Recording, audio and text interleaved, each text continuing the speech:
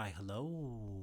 Welcome to another episode of Isaiah's Newsstand. It's your host, Isaiah Edwards. The date is May the 7th, 2024. Hopefully, this episode finds you well, in good spirits, and high hopes. As for me, I'm doing pretty good. Let's see here. Overall, I gotta start by saying yes. Today was overall good. I will say I definitely started off on the wrong side of the bed, or I woke up on the wrong side of the bed. That's how the phrase goes. Really, I just woke up with a hurt ass stomach from food I ate last night, which I will get into. Um, so that was kind of a rough start.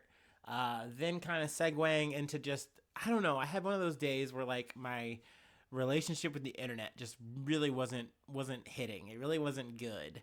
I don't know. It just didn't feel good. It felt blah. But just social media in general. Sometimes you just see people on there, and it's just like, ugh, yuck, blah. Or some people interact with me in a way, and I'm like, ooh, blah, blah. Just like a meme, tag your friend or whatever, and just go. Don't bother me.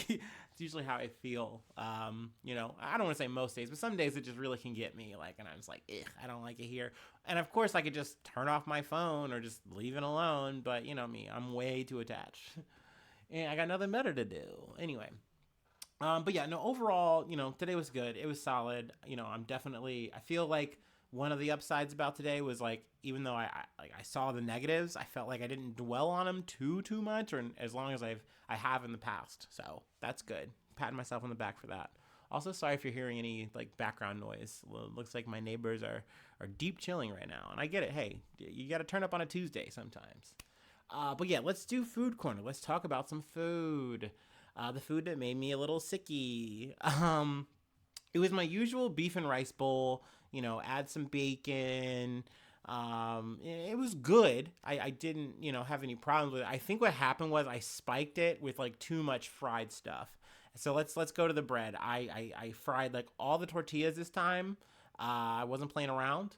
No, I'm sorry. I didn't fry them all. I fried two of them, left one in the skillet. That's actually kind of become a little bit more my norm.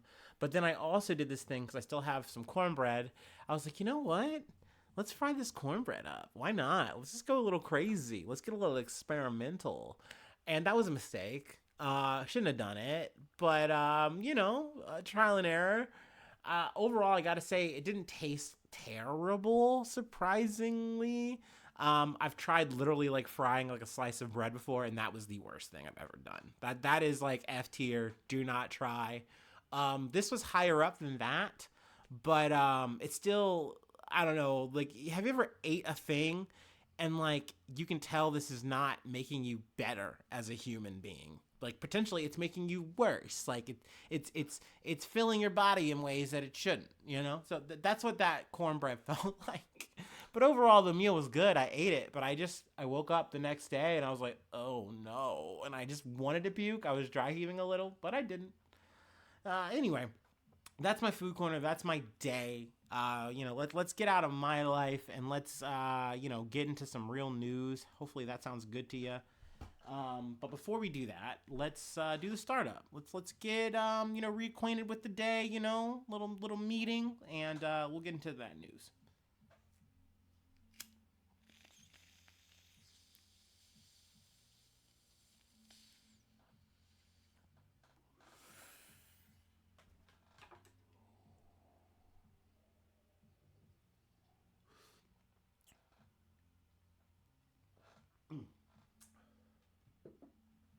Just a brief update I wanted to kind of touch on here. Don't plan on sticking too long on it because I know we talked about it a decent amount yesterday. But for the Associated Press, Israel seizes Gaza's vital Rafah crossing, but the U.S. says the U.S. says it isn't the full invasion many fear. So they're trying to play it down. At least the U.S. is, and something that I know people have kind of made note of is that a lot of these big interactions can happen when Americans are doing some shit. So there was the Met Gala, and we had already kind of known about the Rafah shit. We talked about that shit yesterday. But they took it a step further with actually putting tanks in. It wasn't just airstrikes. Them actually getting control of the border on the Gaza side is big. Also, them saying that we're conducting a limited engagement. Um, AKA, we're in here, but we're not actually like going balls deep yet. But still, like, this is a bad sign, especially, like I said in the other episode, you have Hamas who's literally come to the table saying, hey, we're good. We were down to sign this thing. We signed it. We're good to go. And essentially, Israel's like, actually, no, we're going to do this, and then we'll actually send people to the table. Hearing a little bit more details on it, apparently Hamas had made some amendments, but those amendments that they made were minor. And essentially Israel just said, oh, well, we didn't send anybody to really negotiate in the first place here. But you did change it. You did change the agreement that we were fine with. So we are going to just conduct operations as we want to. So they sent pamphlets down. They were increasing airstrikes, and then they went actually into Rafah. So, they haven't, it isn't the full scale invasion of Rafah. Sure. But like, they're doing it. They're fucking continuing this goddamn ethnic cleansing bullshit. So, it just is. I hate to say it is what it is, but I just wanted to add that before we continue on to the main thrust of what I wanted to talk about. Let's go ahead and go to South Africa from Reuters. Rescuers search for survivors after South Africa building collapses. I don't know why they were like, they could have just said South African, right? I don't know, whatever. It's not my headline. I'm not Reuters. Rescuers were using cranes, drills, and their bare hands to try to reach dozens of people trapped when the multi-story building being built in the South African city of George collapsed, killing at least 6 people. Of the 75 workers who had been on the construction site, 48 remain unaccounted for on Tuesday. Authorities have made no comment about what caused it to collapse on Monday. While rescue teams are able to communicate with 11 people buried in the wreckage, families gathered waiting for news of their loved ones were in tears, fearing the worst. I do like what they say here in this quote from Colin Denier. We treat everybody as still alive. Colin Denier, Chief of Disaster Management for the Western Cape Province, told a press conference.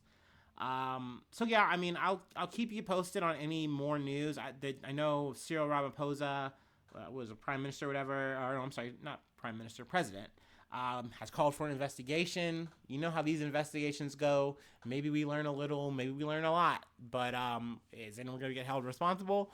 Who knows? We'll see. But hopefully, my heart's my heart. I wish I was a Time Lord had multiple hearts. But no, my heart goes out to, everyone involved, any victims. I'm sure this is a very stressful, harrowing ass fucking situation for the families, let alone you're alive, buried alive. Oh my fucking God. That's definitely a top fear. And I'm thinking about this here. I'm literally giving myself a Sophie's choice here. I'm thinking, would I rather be buried alive in like a cemetery type situation, like you're buried like in a coffin, like Kill Bill style, or would you rather be buried alive? And let's say in the situation, no one knows where you are. You're just buried alive, and you've got to hope that somehow someone is going to find you or something. Or you're in a situation where there's like a building collapse, and sure, people have now seen that there's a building collapse, of course, right? But like you're buried alive, you're probably fucked up, you're probably in a lot more pain, right? I don't know. What would you rather? I don't know why my brain works like that sometimes. But hey, whatever. That's a mind of Mencia shit you might not have been ready for. Let's move on to the next beat. If it loads up for me. All right. From Good Morning America. 19 tornadoes reported in 7 states across the plains. More tornado watch. At least 19 tornadoes were reported in 7 states overnight into Tuesday as the tornado threat continues Wednesday for parts of the country. The twisters were reported in Iowa, Kansas, Missouri, Nebraska, Oklahoma, South Dakota, and Tennessee. One of the hardest hit areas in the storm was Barnsdall and Bartlesville, Oklahoma, north of Tulsa. The National Weather Service in Tulsa found at least EF3 damage near Barnsdall as damage surveys continue Wednesday. 1 person was killed and several injured in Barnsdale, according to Barnsdale Mayor Johnny Kelly.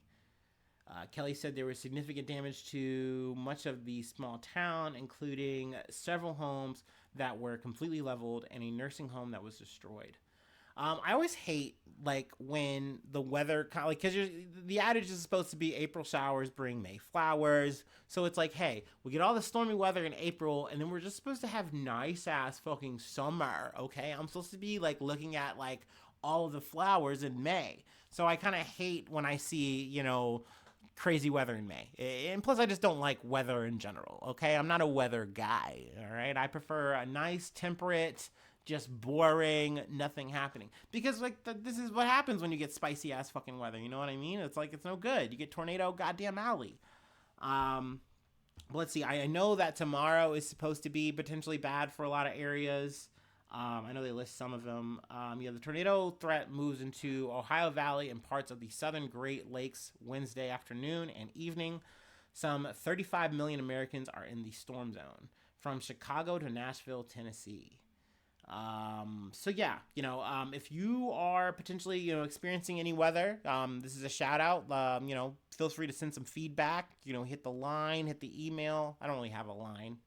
No one's going to call me, but whatever, let me know. I would love to, hear about any potential stories. Hopefully they're not too bad or too crazy, but I would love to, talk about that if you ever want to get some airtime or something like that, or you want me to plug some shit, tell your story or whatever. I'd love to do that. I know it's been a little bit. I need to get back in the habit of getting some guests on again. Sometimes I just get in and I social, you know what I mean? I just want to do my little thing by myself. But no, for sure. I always like reaching out to the audience, and, I'm going to be, keeping my eyes out on the horizon tomorrow. Hopefully it's not too bad, but, let me know. I'm down to talk weather with you. I'm down to talk about any news with you. Anyway, we're kind of zigging and we're zagging. Let's get international and talk about our boy Putin. I don't really mean our boy. Fuck Putin. I got tomatoes for Putin. Okay, let's get that. Let's get that out there. I will say though, I do think I feel like I could beat Putin in a fight now. 5-10 years ago though, I don't think I could beat Putin in a fight. But like post-COVID, he's too scared. He's not been working out. I know he hasn't ridden any horses. I do think I could beat Putin in a fight now. But like 10 years ago, 5 years ago, I don't know. Maybe not. Maybe he Rockies me. Anyway, all right, let's get into it. I'm sorry. From CNN. Putin inaugurated as president for 5th term with Russia under tight grip. Vladimir Putin has formally begun his 5th term as Russia's president in a carefully choreographed inauguration ceremony in a country he has shaped in his image after first taking office nearly a quarter of a century ago. It's like, that's crazy to have really an ironclad grip on a country for 25 years. I mean, in some despots' mind, Putin's living the dream. You know what I mean? And for a lot of people, it's a goddamn nightmare, of course. It's crazy. It's crazy. At some point, I do think it's kind of like how when I look at the UK, right? And you go, how the fuck do you guys have like a king? Like, that doesn't make any sense to me. How is that working? How is this still a model? But I mean, actually, if anything, the Putin thing makes a little bit more sense because power does just rule. At the end of the day, like what is really old King Charles doing? Not much. But Putin, he's doing a lot. He's trying to, I guess expand his territory, do a little domain expansion, if you will. But yeah, I mean, it was of no surprise that he won, his term, with taking out the competition. Let's read a little bit from the article. With most opposition candidates either dead, jailed, exiled, or barred from running, and with dissent effectively outlawed in Russia since it launched a full-scale invasion of Ukraine in February of 2022, Putin faced no credible challenge to his rule. The inauguration ceremony, held Tuesday in the Kremlin, was attended by Russia's top military and political brass, but the United States and many European nations declined to send a representative after dismissing Russia's elections as a sham. So that's a no surprise. Is what it is there, I guess. Really, I just wanted to cover this just to say we covered it. I know we did a little bit talking about the whole election process in Russia in episodes prior. So I figured, hey, let's just go ahead and close it out. of course, he got it. He won. They do go through a little bit of recap here, talk a little Wagner Group, a little bit Prigozhin. A little bit of side news. There was an assassination attempt on President Vladimir Zelensky. And that was a thing that happened. But it was an attempt. It didn't actually come to fruition. So there's that. I figured I'm covering here. There's a lot of news. There's a lot of news happening. And it's only Tuesday. But, I'm trying to just give it to you while I got it in my head. Anyway, let's close out on one more thing. Taking it back to the States. We're actually going to go to Florida. So the news is probably not good. But let's go ahead and do our last break. Let's do that. And then we'll go ahead and try to close it out. Hopefully strong. Having some technical difficulties behind the scenes. I'm really hoping that it doesn't play out in the episode, but hey, the best laid plans.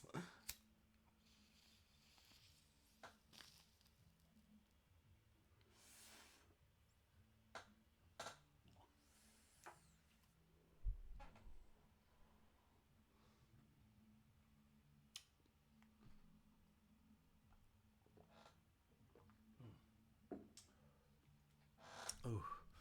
Okay. Our last story comes from the Associated Press.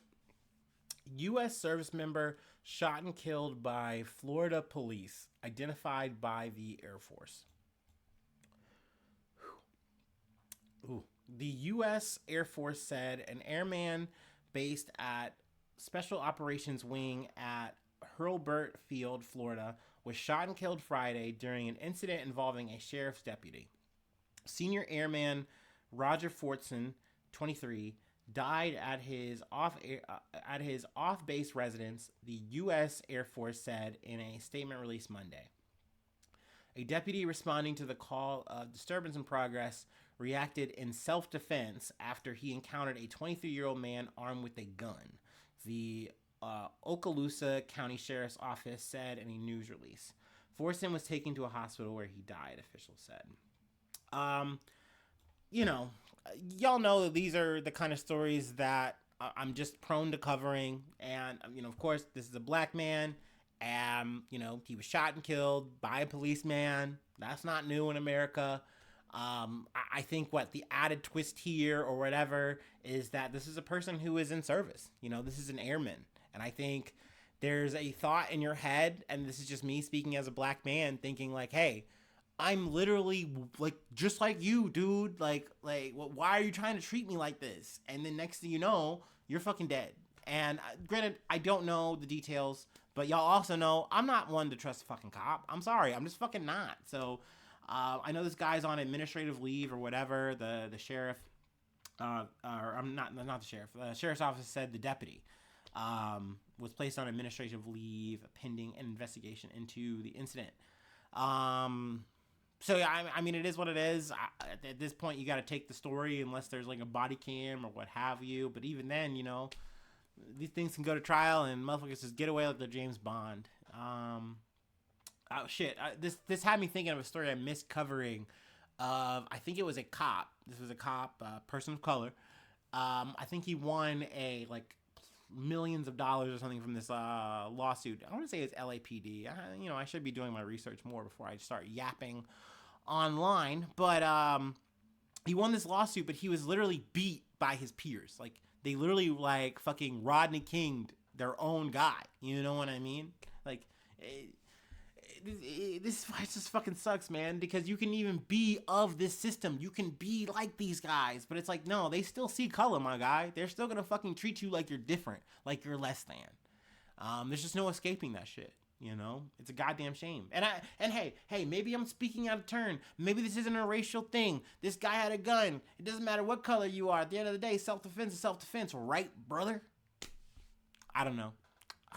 I don't want to. I definitely not agreeing with that shit. I'm sorry, but yeah, this is just one of the things I definitely wanted to cover. Like I said, there's a lot of shit going on. Shit in the Trump case, Stormy Daniels, she testified. That's big.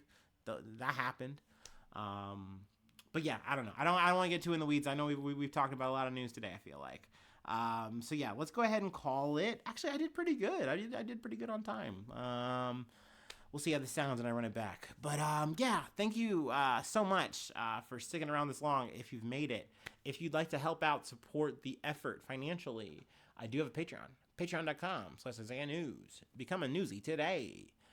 Free ways to hit me up, send feedback, answer my questions. IsaiahNews1@gmail.com. Feel free to follow me, interact with me on any of the socials, either myself or the podcast. Please subscribe to the YouTube. Please subscribe to any platform that you're on to keep up with me. Helps out with the algorithms and whatnot. Also, hit the like button. Leave a cool comment. Max out those stars on any reviews. Sharing is caring. It can be fun. And thanks so much for tuning in. Thanks so much for being a friend. And hopefully I see you soon for some more good news. I love you. Bye-bye. Mwah.